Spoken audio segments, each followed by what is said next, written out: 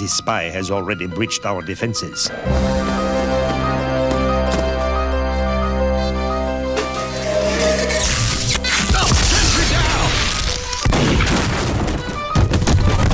You've seen what he's done to our colleagues.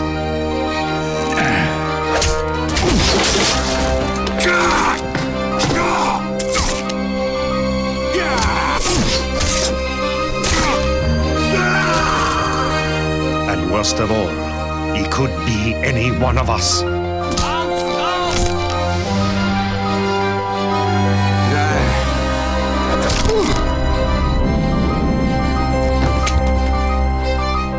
He could be in this very room. He could be you.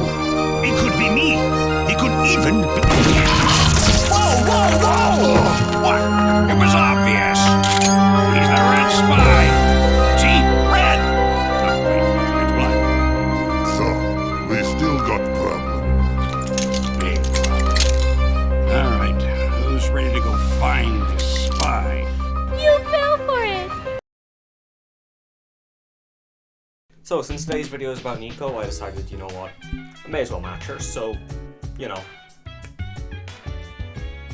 this is going to be how we're doing things today. So, to start us off, Neeko is the best mini rework that Riot has ever made. My reasoning for this? I went from Mastery 2 to 7 in a week when she released, cackling like a fucking hyena the entire time.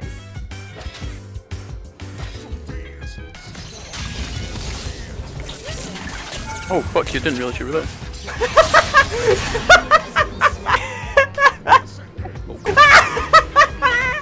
And there was one very simple, very easy reason for this immense amount of fucking laughter that I was having as I was playing this character, and it's just simply her passive, Inherent Glamour. Now, before the rework, this honestly belonged in the useless passives pile. However, after the rework, it became one of my favorites and possibly one of the best abilities in the game.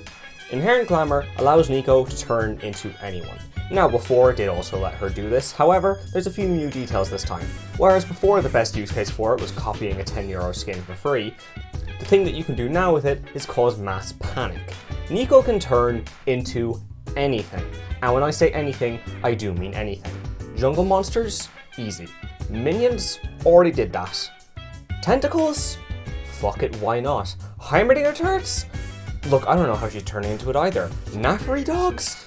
That's actually probably a combo you could use in ranked games, I'm not gonna lie, that actually seems kind of fucking stupid. But the best thing that this passive can do is give everyone panophobia. Because if you get fed enough, everyone will be afraid of everything. They're not gonna know if the minion in a wave is actually Neeko or not. They're not gonna know if their red buff actually belongs to them. They're not even gonna know if the Ezreal on the enemy team that they're about to jump on is genuinely real. The changes that they made to her passive single-handedly made her a decent champion again. Whereas before she was okay, but she's a little bit on the niche side. Now she's genuinely good. And the mind games that you can cause when you play Neeko are so fucking funny and just such a joy to take part in. It is the one reason I would genuinely recommend her to pretty much anyone. Well, with the passive and pretty much the identity of Neeko out of the way, we may as well get into the rest of her kit, which is honestly pretty cut and dry. So, starting us off, we have her Q, Pop Blossom, and it's fairly simple. Throw projectile, projectile explodes. Seems easy enough. But you also need to keep in mind that this projectile will continue to explode up to 2 more times if it hits either a champion, a large monster, or if it kills the target that it was hitting. If you want to do any amount of decent damage once you're later on in the game, you need to be using this ability well. It's pretty much your one way to land anything at all. Neeko's W, Shape Splitter, is how you already take the immense amount of mind games that she can cause with her passive and just crank it up to 11. Now, we'll just start with this. Passively, Neeko's auto attacks do a little bit of magic damage on. This is actually pretty nice, helps you clear the jungle quite a bit, adds in a little bit of extra damage in your combos, and also makes it so that if you do turn into a minion, you actually look a little bit convincing. But the best part is the active. Neeko sends out a clone of whatever she is currently transformed as. If she's herself, it just sends out another Neeko. If she's a fucking tentacle, it sends out a tentacle. Minion, minion, you get the idea. But the best part is that Neeko has full control over this clone. She can send it wherever she wants. You can send this thing to the enemy base and honestly it will just look like you're running it down. But my favorite part, my absolute favorite, my 100% best reason to ever use this ability is what happens when you use another ability afterwards. If you do anything, doesn't matter if it's an emote, an ability, an auto attack, even recall, the clone will copy one of them, whichever one you do first. If some of the funniest shit that I've ever done on Neeko has been sending out a clone into a spot that I know is warded, making it recall when I'm low on health, and then all of a sudden some dude sprints in and wastes half their cooldowns trying to kill fake Neeko. Whereas before her W was kind of superfluous, it was only really ever used for the passive and a little bit of move speed when you did use the active. Now it has a genuine application to cause even more mind games and just pure havoc and chaos. Neeko's E, Tangle Barbs, is honestly one of the most backwards abilities I've ever seen. So, laners, let me ask you something. If you're going to hide from a skill shot, what do? Typically the answer is going to hide behind minions so that you don't have to take the damage. And that's correct, that is what you should do. You're playing against a Blitzcrank, you know what to do, stand behind your minions, you won't get hooked. Ahri, stand behind minions, won't get charmed. You get the idea. Neeko turns this on its head, and if you stand behind minions, it makes shit worse for yourself.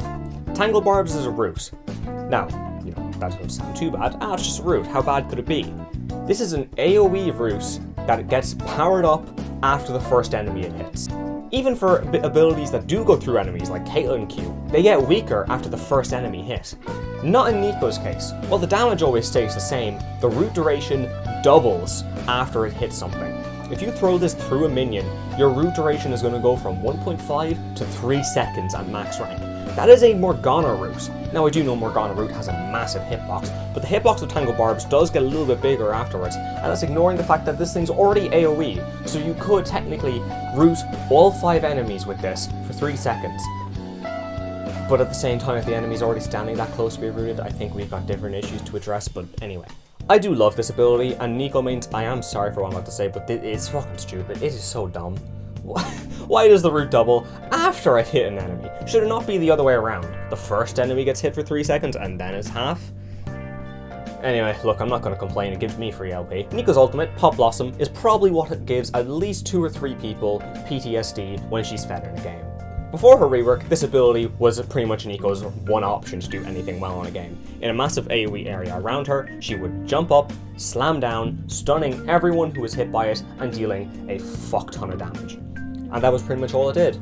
But now, it's brilliant. Now, the stun duration was reduced. You do need to keep in mind that at first you knock people up who are already hit by it, and then when you slam down, you stun them again.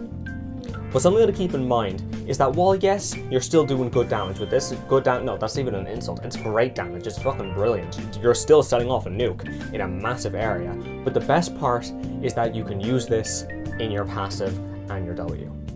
Now, before a certain patch, you were able to fully charge up the ability during your passive, but that was changed, so after 0.5 seconds, you then reveal yourself. But this is still plenty of time, because if you're close enough to someone at that stage, they're definitely getting hit. This ability is how you will tell apart a Neeko player from someone just playing Neeko. Now, even though, once again, she is not really that hard of a champion, I mean, look at what happened to me in just 1 week after playing her, but she was so fucking fun for that duration.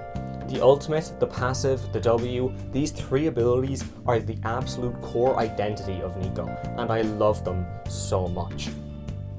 I love uniqueness when it comes to champions. I do play a lot of unpopular champs, or well, unpopular in comparison to the vast majority, but they're always the most fun to me. Whenever a champion has a hook that no other champion has, it really draws me to them, and Neeko is one of these, with all the sheer amount of mind games that she can play. And these mind games are actually interesting. It's not like Shaco or Teemo where it's just, I'd rather shoot myself than deal with them. It's genuinely fun, and it does reward you if you're a semi-decent player.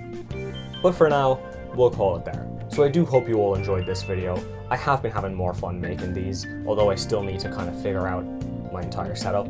Before I was using a camera from my university, now I'm using my phone, hence why, you know, I've only got my microphone here and my hand here has just been kind of flapping around. But anyway, the budget might go up soon, we'll find out. It depends on how well these can eventually do. If I can start getting any amount of monetary benefit from doing this, then, you know, I'll be able to just reinvest and get an actual green screen instead of a wall. But for now, that's it for me. I'll talk to you next time, lads. Thanks for watching.